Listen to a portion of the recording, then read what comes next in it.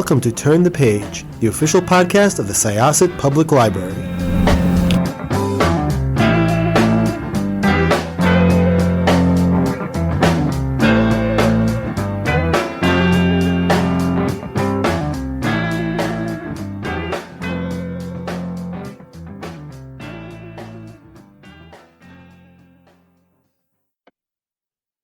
Hi, this is Jessica with Syosset Library's Turn the Page podcast, and our guest today is James Chambers. Welcome, James. Would you like to tell our audience a little bit about who you are, what you've done, and you are a Long Island resident, correct? That's correct, yes, and a Long Island native. I live in Northport. I grew up all over Long Island. Started out actually in Cutchogue. Ooh. Slowly made my way closer and closer to the city, and eventually wound up in Northport. So yeah, I'm a Long Island lifer, essentially. But I'm also a writer and an editor, and I have worked in a variety of genres and formats. I've edited and written comic books and graphic novels, including things like Leonard Nimoy's Primortals and Kolchak the Night Stalker.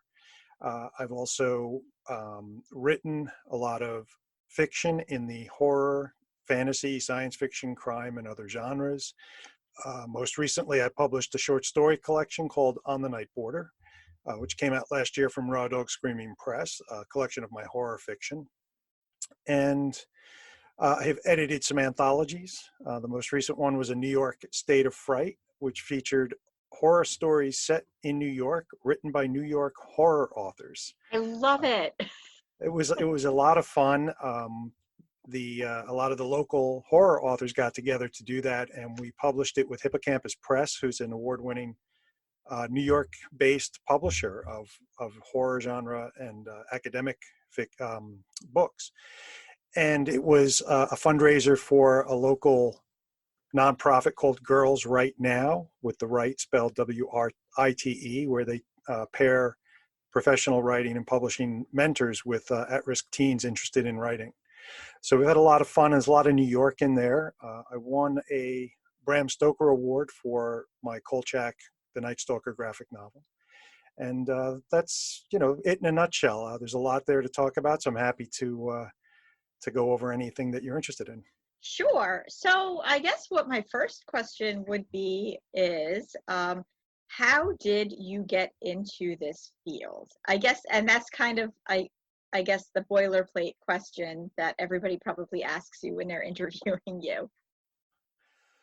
Well, yeah, it's an interesting question, and I've been asked that in different ways. So there's one level is, how did I get into writing and publishing and editing and all of that? And then a lot of people are like, why horror? That's a good one. Yeah. I mean, I'm a huge fan of horror myself, although anybody who knew me when I was much younger would be very surprised to hear that, because everything scared me. Everything was scary. Everything was terrifying. And now I just sort of don't bat an eye at stuff that would have scared me as a child. That's great. And a lot of the times I think people who come to enjoy horror fiction have that kind of experience, and they find horror fiction is a great way to learn to kind of master their fear and get comfortable with being frightened, which is kind of an odd thing to say, but it's a good thing in some ways. Yeah, I feel like I read an interview with R.L. Stine that said something similar, that when he was a child, he was afraid of a lot of things, and now he is basically like the grandmaster of children's horror paperbacks. He is, and it's I've met R.L. Stine a couple of times and had a chance to chat with him, and the odd thing about him is he is the nicest, funniest person to just have a chat with. He wrote all those scary books, and but he's got a great sense of humor. I think you have to write good horror, though. What do you think about that? Oh, yeah, definitely. There's a fine line between horror and humor. Sort of straddling that line can be a lot of fun. But they're both about it, sort of creating a strong emotion in the reader, a strong reaction. They both rely a lot on the unexpected or the absurd. or the juxtaposition of things that don't go together. And it's really just, are they going to create laughter or screams? One of my mentors in college, who was my film theory professor, Dr. Harris Ross, who passed away a few years ago, was one of the first people to open my mind to that concept, and probably was one of the first people to sort of get me on my path of enjoying horror, because we had to just analyze everything horror in his classes, and now I just break it down without even thinking about it. But it's true, you know, if you watch like a slapstick comedy, for instance, you're getting this physical reaction. You're hiding your eyes, you're making sounds, you're, you know, oh no, oh no. And when you're watching a horror movie, you might not laugh, but but a lot of your reactions are similar. And I know in recent times, and this is something I love, a lot of people have been showing the correlation between like a romantic comedy and horror, because a lot of those romantic comedies are kind of stalker stories. It's true. Yeah. When you look at them that way, some of those movies take on a very different tone. And that's the thing about horror, is it's a difficult genre to define because, and you know, this quote has been attributed to many different people, but it can be said that horror is an emotion, not a genre. And so horror blends well with other genres. I like to think of it as, you know, the genre that's slowly creeping into all of the other genres and is going to take over. But it does often come down to a matter of tone or emphasis. And if you take slapstick, if you watch a slapstick comedy routine, if the performers don't play it for laughs, if they play it serious, then it becomes suddenly frightening, because, you know, slapstick is seriously violent. So violent.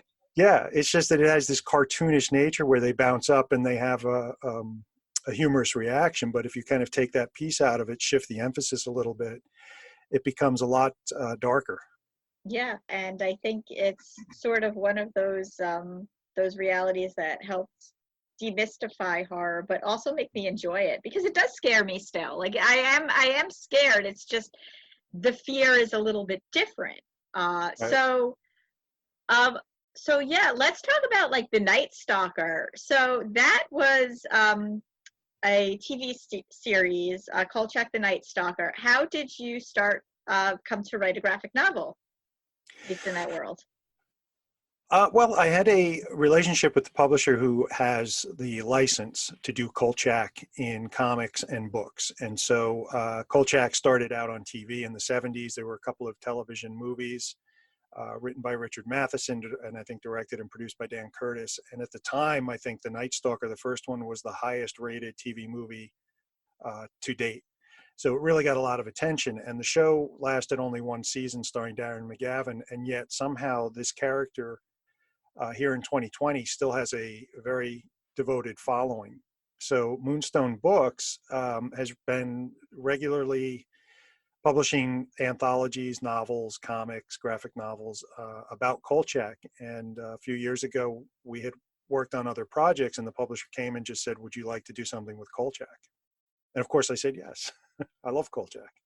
Yeah, I love that you mentioned that Dan Curtis had something to do with Kolchak. Dan Curtis is like very good at sort of sparking these cult following shows that don't take off as much as you would think, but still sort of live on. Being Dark Shadows being one of them, of course. Right. Where it certainly still has its audience, but it's not as widely known as, say, some of the other soap operas of the time, I guess, because it didn't last as long as other soap operas, but it certainly was, like, from what I can see, the first that really just grabbed the whole supernatural theme and went with it. Yeah, it was ahead of its time in that sense. I think, that's the predecessor in the way that Kolchak is sort of the predecessor to the X-Files.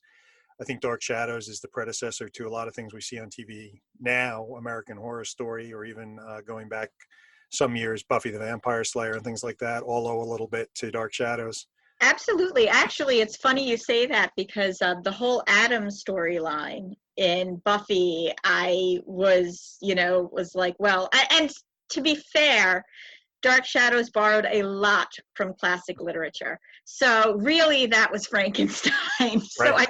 I can't really say that took from that took from Dark Shadows, but from what I believe, like there was a lot of that I saw in Buffy when that storyline came up, and you can't really tell a story about, like, for instance, Angel, who's this vampire who desperately wants to be redeemed without kind of looking at Barnabas. Yeah, Yeah. well, I mean, and that's one of the great things about horror is it's interesting to see what stands the test of time, what themes reoccur year after year, and kind of learn that some of the same things will always frighten us and always fascinate us. Yeah, I was always very tickled to see that Dan Curtis was involved in Kolchak the Night Yes. Stalker because I'm like generally there for pretty much anything that he starts. So that must have been really exciting working with it. And then when you worked with Leonard Nimoy, how did that come about?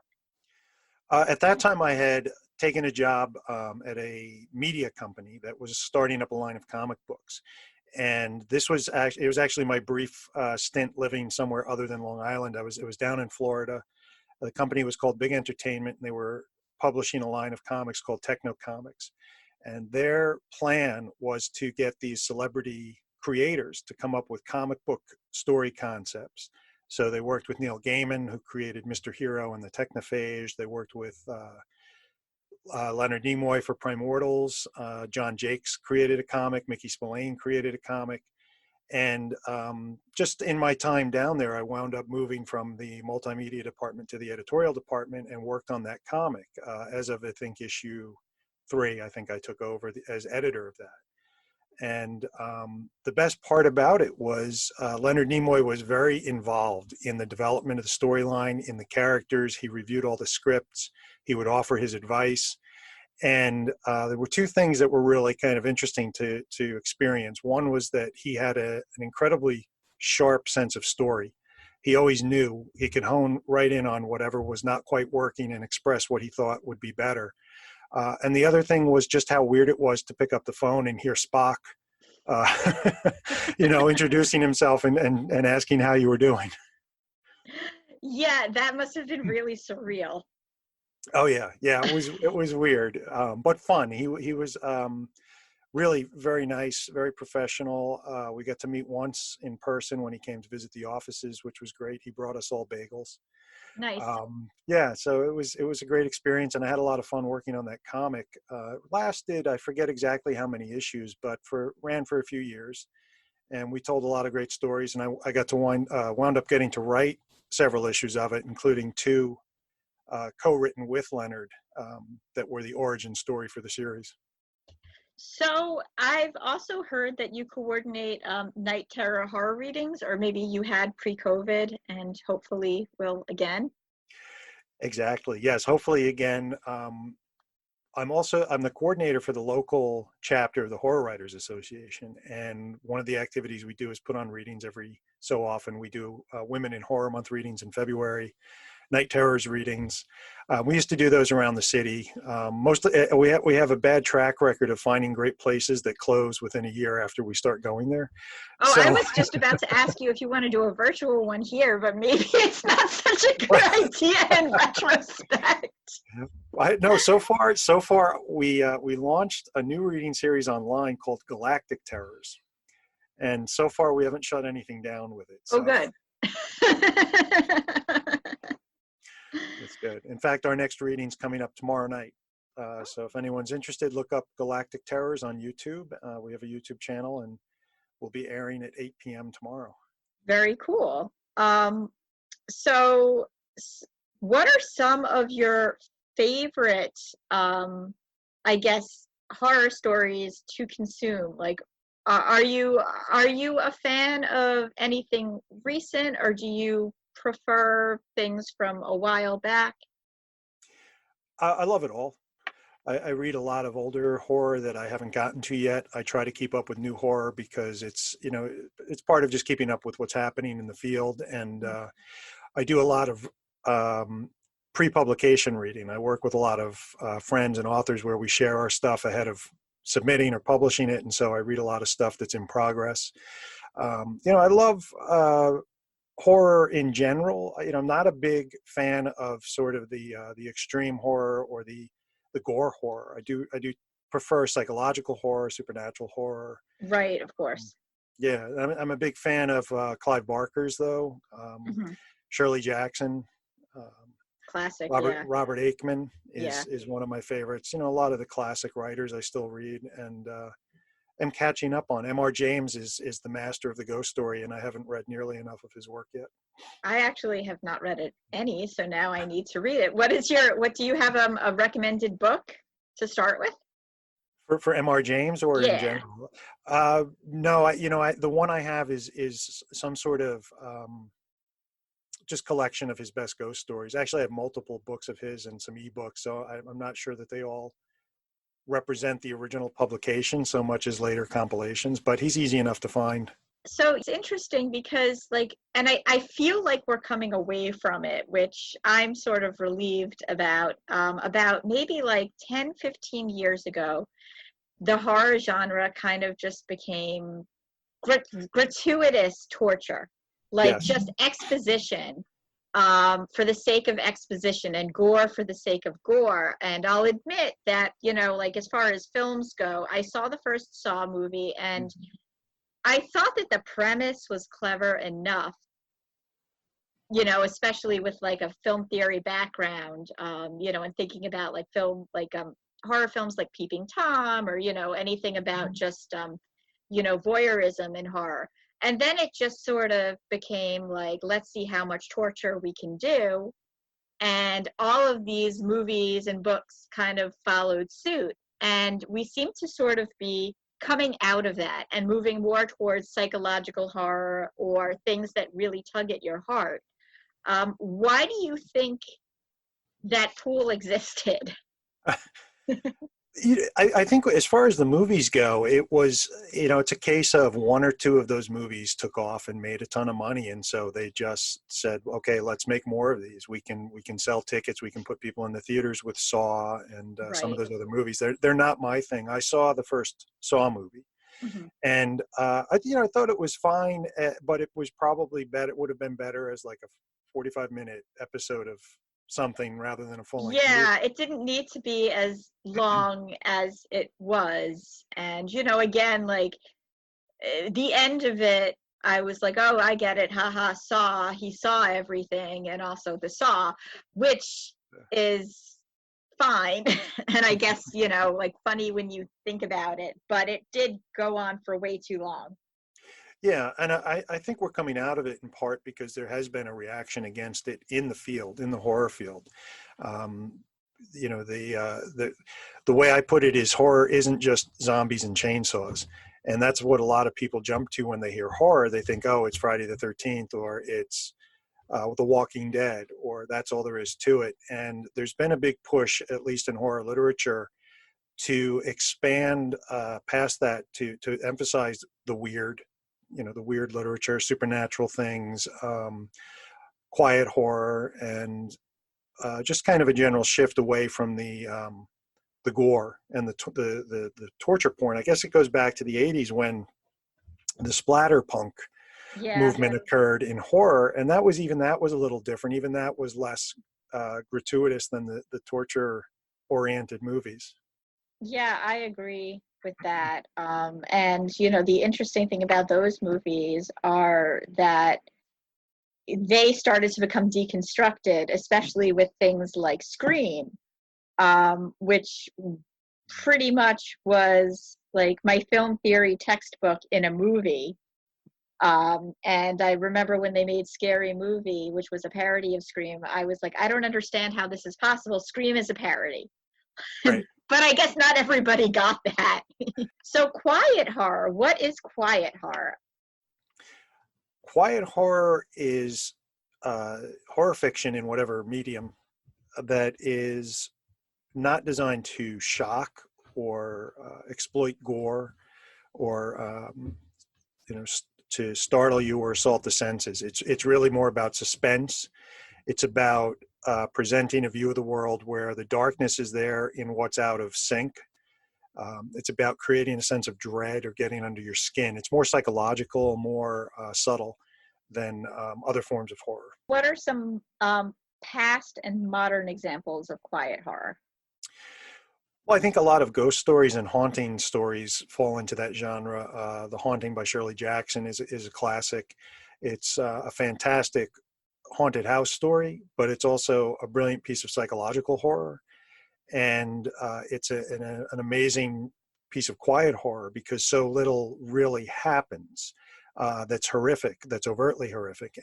There was a wonderful adaptation of that made for film by Robert Wise in the 60s. And it's a movie where people have come away swearing there were special effects used to create the haunted sequences or the scary sequences, but none were. It was all in the sound design and in the camera angles. And it's more about, I think those are good examples because it's about what it suggests more than what it shows. A lot of the Twilight Zone seems to sort of fit into that. I mean, I myself am always more drawn to the episodes that have less like characters and masks and more tone. Mm-hmm. Just because they're, like you were saying, they suggest dread and you can't put your finger on exactly what is wrong, but something is wrong, and when the moment comes that it all fits together, you do sort of gasp. Yes. Yeah, I think those are great. There's a lot of terrific Twilight Zone episodes that kind of go into that territory. There's one that comes to mind. I don't think if it's one of the better remembered ones, but it's one of the first ones I saw where it's set during a war. And one of the soldiers can see in the other soldiers' faces when they're going to die. Yeah. And I don't want to spoil it in case there's I mean, all right, I guess from the 50s, I could probably spoil it, but, follow it out to its logical conclusion and it comes to a really unsettling conclusion. So how has quiet horror changed? I know that a lot of people have been playing with it now.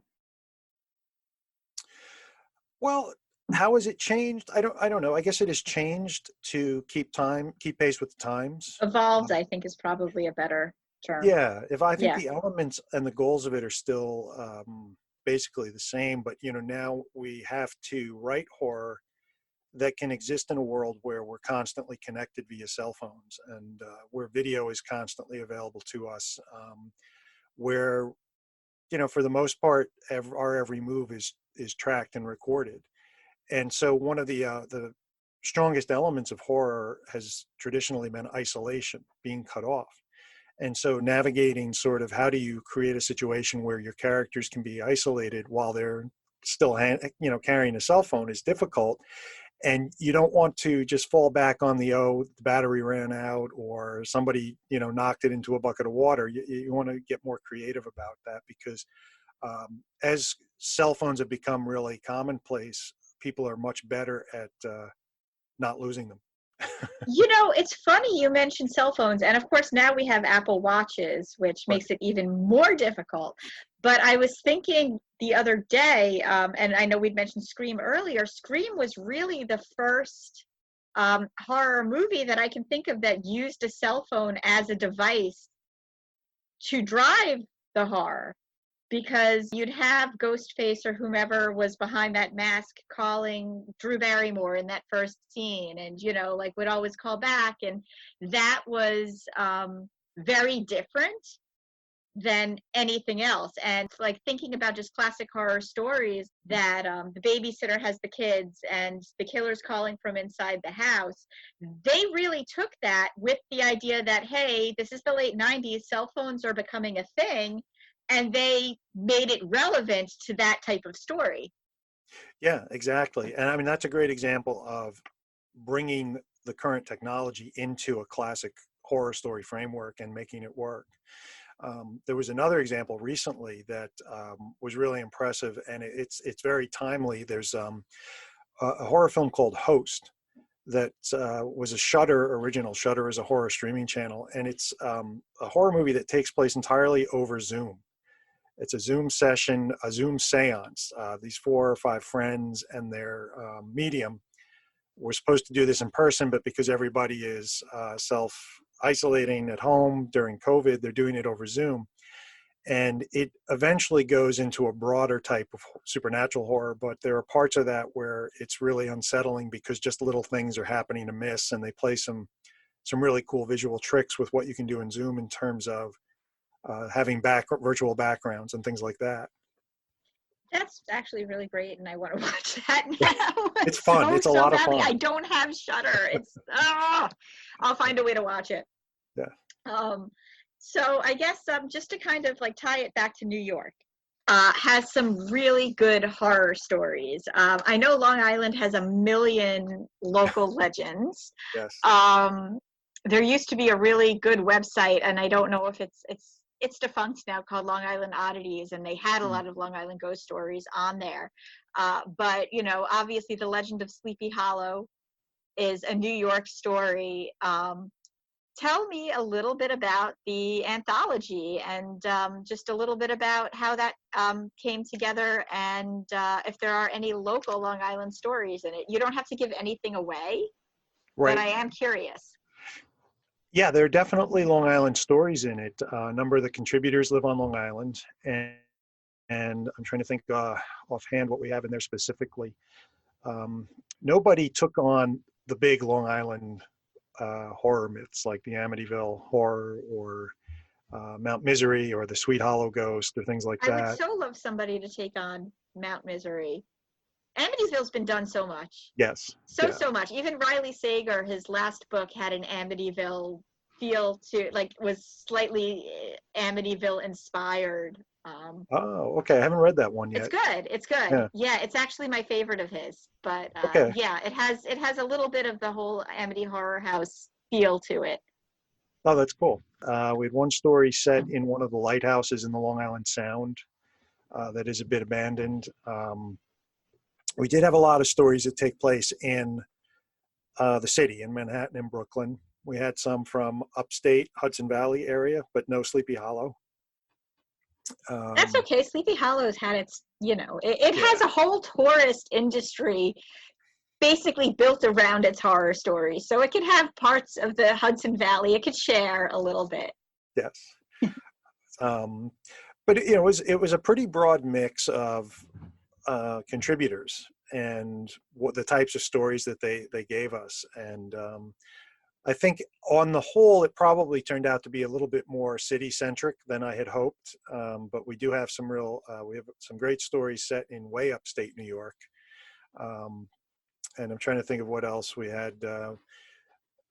We were lucky to get a story by Jack Ketchum and Ed Lee to include, but that's a New York City story. So yeah, I guess there's room there for us to maybe go back and do a Long Island horror anthology. I would be so excited to read that. Yeah, well, I've written a fair number of stories that are set on Long Island for horror, and in kind of a little fictional town I created that's an amalgam of the Northport, Centerport, Kings Park area.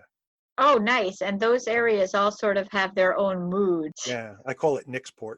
Oh, nice. So very nice. Well, this has been really, really cool. And I look forward to having you on again and talking more about this topic. That would be fantastic. It is one of my favorites. And if people would like to learn more about you or your work, where can they find you? Online, my website is www.jameschambersonline.com, and I'm pretty easy to find on social media. It's time to close this chapter of Turn the Page.